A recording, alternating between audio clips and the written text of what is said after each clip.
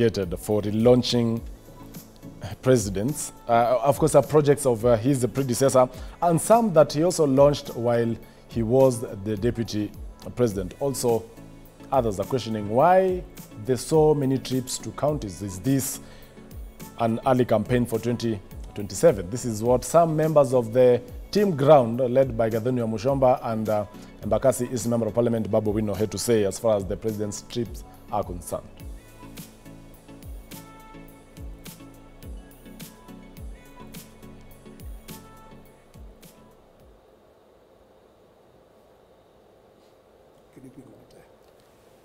We'll be having that particular clip shortly. But now I believe it's now Fanya Mambo Kinuthi, even before getting to that particular clip, on the president relaunching some of the projects that were launched.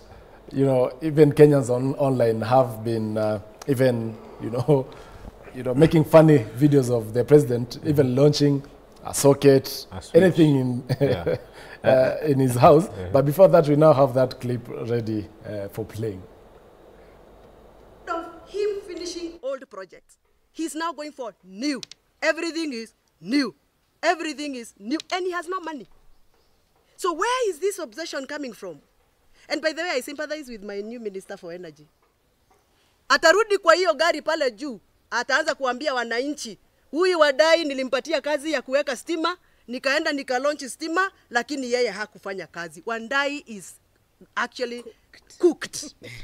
Huyu wa treasury amepatiwa treasury na ni sufuria ambayo ilikuwa na na stew lakini imelambwa, hakuna. As you listen, even in the corridors, in parliament, how people, they reel them when they talk. That president is on his own. Even people who are getting there, that they are going to help, they know very well that that ship is sinking. Fanya Mambo Kinuthi, on the president launching projects day in, day out. They have never been completed. No major projects that Kenyans can point to. I think we have a problem, and the problem is that the president is campaigning too much. Somebody needs to remind him now he's the head of state. He doesn't need to excite anybody. In fact, if I was him, I wouldn't go on Land Cruiser tops. I wouldn't even go. I would go back to Harambee House and sit and start working for Kenyans. These projects that are being launched are not necessary right now. In fact, what we needed to do, if we just complete the existing ones, if we just wait and say, where is Mau Mau Road stuck? Let us finish it. Well, like now the Dongokundu bypass, that was a good thing. Finish what was started. If we can stop putting our monies into anything new and stop trying to appear to excite the public, whether the public are not foolish. Because if you come and launch a road in our area, when you were launching it as DP, we saw you. And you know, sometimes they used to launch the road on this side, then they would forget. They would come after 6 months and launch it from the other side using a green tractor, then launch it from the middle using a yellow tractor. I mean, this thing have to stop. At some point, we have to come and say, wait a minute, Kenyans are not fools. They live in these places. They know what is happening. I mean, you saw what was happening with electricity. I don't want to tell you about... How do you play politics? Yeah? Kama huendi kufungua miradi, utapatana na wananchi wapi? No, let me tell you the truth. The thing is, at some point, initially, it will work out well. But now it's backfiring. Because when you come and open a road that had already been opened, and you're finding the same Kenyans, they know. I mean, it's a road they use every day and they're already disgruntled with you. So what you're actually doing is you're rubbing it in their face and you're reminding them that they hated you and now they need to hate you even more.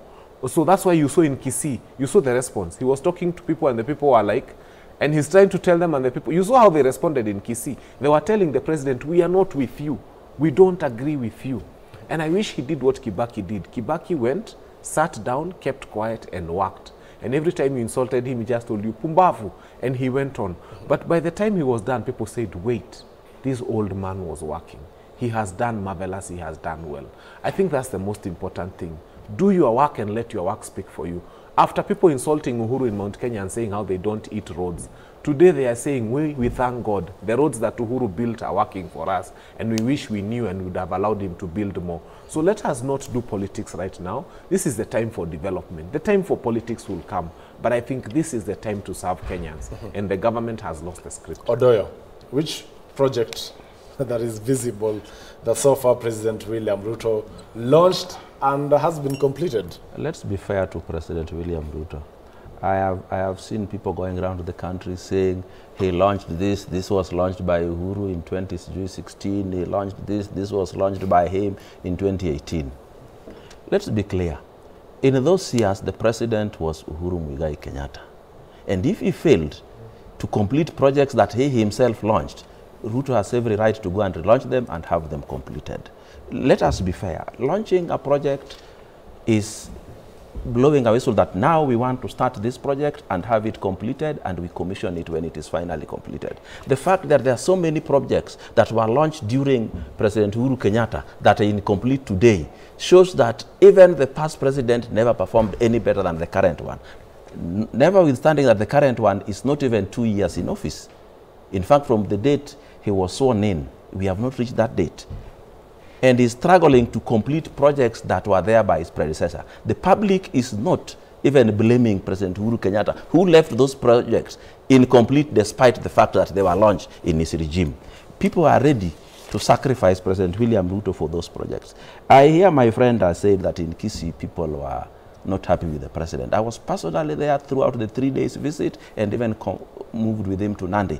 The people are very happy, but I've seen videos moving online where people are even showing the crowd refusing to listen to the president. What people do these days is take the video and bring an audio from elsewhere, superimpose, and send it to people. I was in a place called Kenyerere.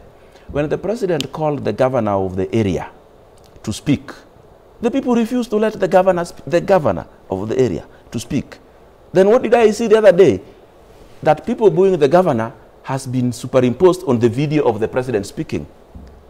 And the thing is going around everywhere. And people are buying it that actually the president was booed in Kenyerere. No, it was the governor who was booed in Kenyerere. Somebody mischievously picked the video from the governor, superimposed, the audio from the governor, superimposed on the video from the president, and sambazzed all over the country. There are concerns, although, that during these presidents, tour of various counties, there are crowds for hire.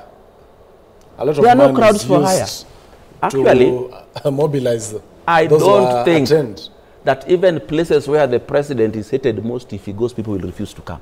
People will always come. There are even people who just come to see the vehicles. There are people who even just come to see how the security arrangement is done. There are people who just come to see their so-called enemy. If So you believe decide. today, if today we go on an election, President William Ruto will be re-elected? Let me tell you, the president will he be said elected that with... Even in 2027, anyone who will stand against the president will be re-elected and not Ruto. I even heard him say that Ruto may not. Ruto will be elected with very many votes, especially if Raila Odinga doesn't run. I don't know how a new presidential candidate will go and convince the Kisis, the lawyers, that he's now a better candidate.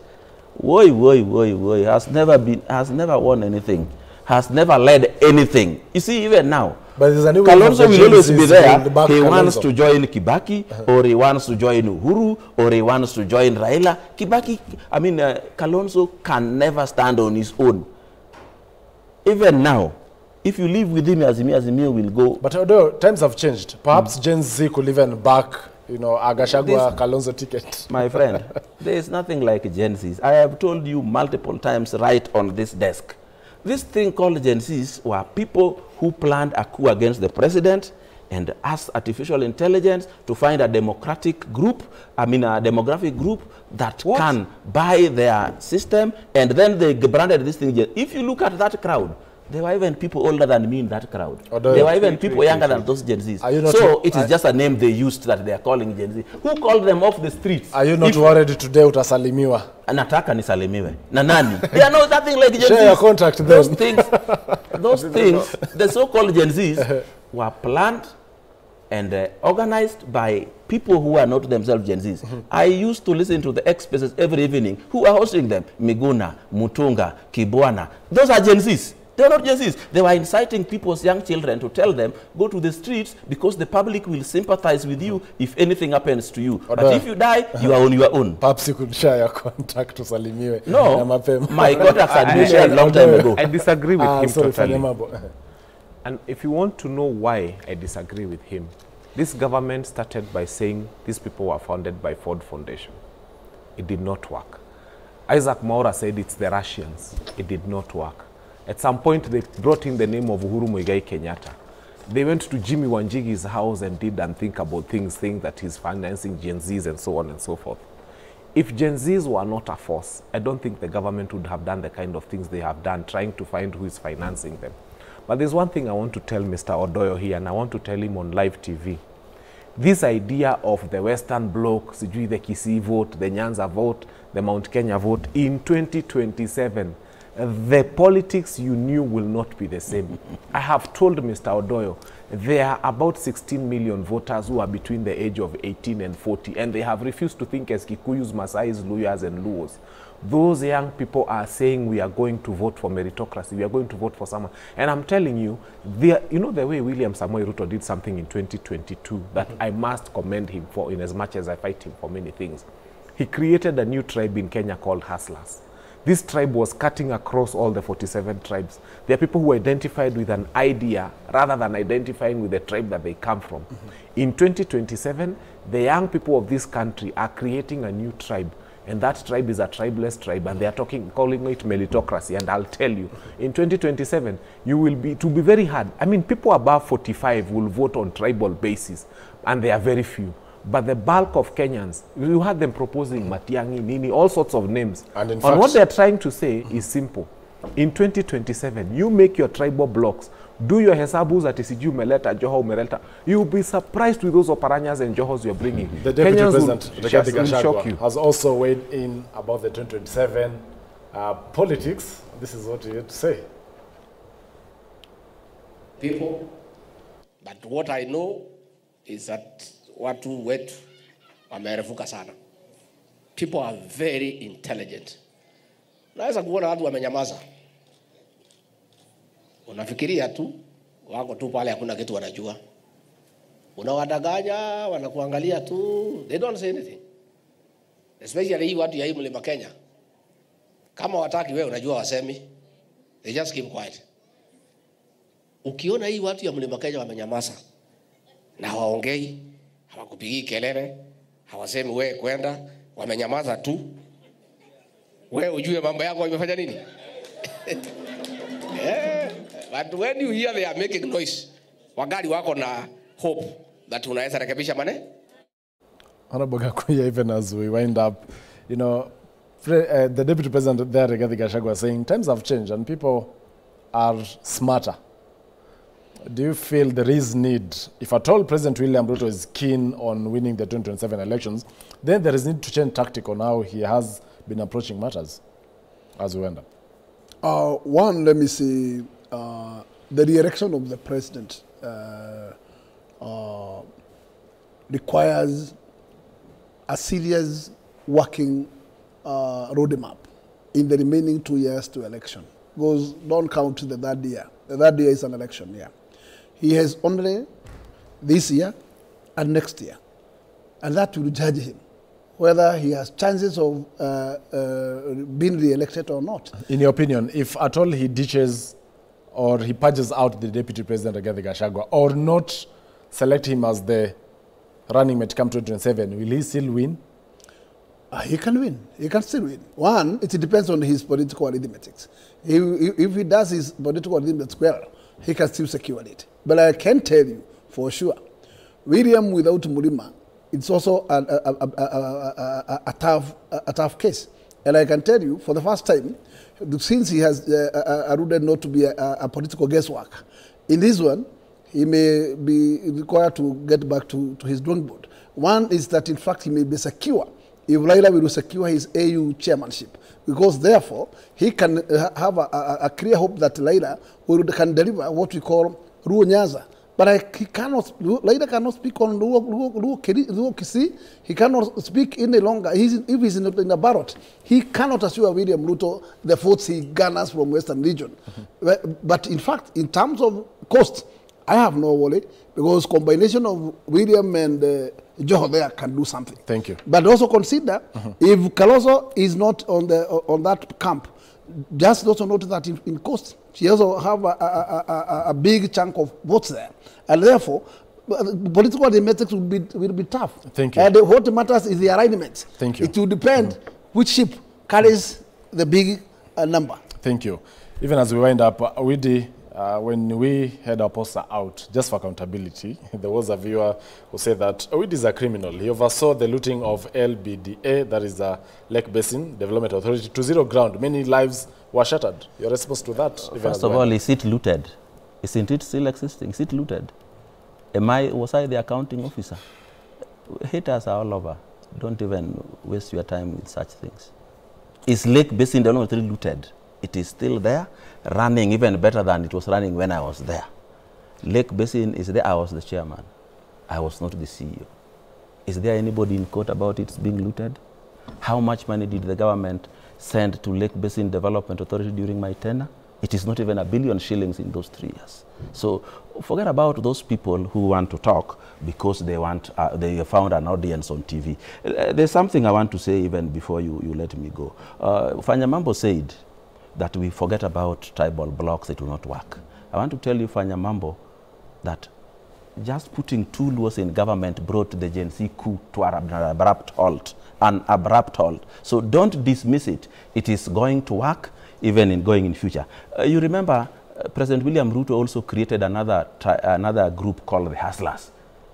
But still, if you look at the way the votes were distributed, it was distributed Mount Kenya, Rift Valley, Ruto, the rest of the place, Raila Odinga. So the hustler thing didn't sell. So this idea of thinking that you can create a group in between using artificial intelligence that will work, that will not work. Finally, and most important about who financed we are not talking about who financed the Gen Z coup. We are talking about who are behind it. In fact, when investigations will be done about who was behind this coup, we need to look at if it was related to Limuru 3 and if it was related to the death of Ogola. That is what we need to investigate in this country. Thank you. There are some people who think that they are the only ones who can govern this country. Anybody can govern. A president must begin 5 years to finish his term, and then we go back to the ballot box. Thank you. Fanyamambo, in 30 seconds or less, kindly, as well. I've always said that we love this country. We still want this country to exist. Whatever we do, let us not do anything that will ban this country. Let us not do anything that will make life impossible for everyone. I keep saying the bulk of Kenyans don't have passports. A very, very small percentage of Kenyans have passports. I have refused to renew mine. I don't want to renew it because I don't want to think I have an opportunity to run away from this country. Tutakaa hapa, tutalipa madeni ya China pamoja, tutajenga nchi pamoja. Kwa hivyo, whatever you do, wherever you are, just do it in a way that shows that you don't want to ban this country. Let's now review some feedback from our viewers this morning. That is via SMS and WhatsApp numbers at the bottom of your screens, and as well on our social media platforms. Solomon Eshifulula saying Ruto is playing cat and rat games on us. Some sections of Finance Bill 2024 will be passed and amended. Let's all wake up and join hands. We fight for our stay on this motherland of ours. Ezekiel, ni kama the streets are calling us na majina zote. Nyinyi mnaona, is Ruto someone who listens? The finance bill is on the verge of being reintroduced. Ndio hii trigger mlikuwa mnangoja. Yusuf Ali, Gen Z are on ground doing civic education. Ruto looking for idiots he can bamboozle with fake projects, prayers, and handouts. The Gen Zs have wins under their belts. Where's the Finance Bill 2024? And Joe Opondo saying the Finance Bill back on the table. Will Kenyan citizens take action and occupy State House to demand changes? Their power is on the people's hands. Reject John Mbadi, Arap Ngongo, Ruto's ideology. Those are just some of the feedback from Kenyans. This is New Dawn. Thank you so much for getting time in studio. I was joined by Fanyamambo Kinuthia on the far right. He is the political analyst. Honorable James Gakuya, Chair Committee, also Embakasi North Member of Parliament, and as well Odoyo Owidi, political analyst. This morning, I'm holding a ball. K24, despite having one of the greatest and biggest show, we're also home of sports, Maskani Yamachampe. So they say, we'll be airing all, that is La Liga, Serie A, Germany, FA, all Man City games in fact, and as usual, the EPL. Thank you so much for getting time. My name is Joel Chacha. Do enjoy the rest of your viewing. Good day.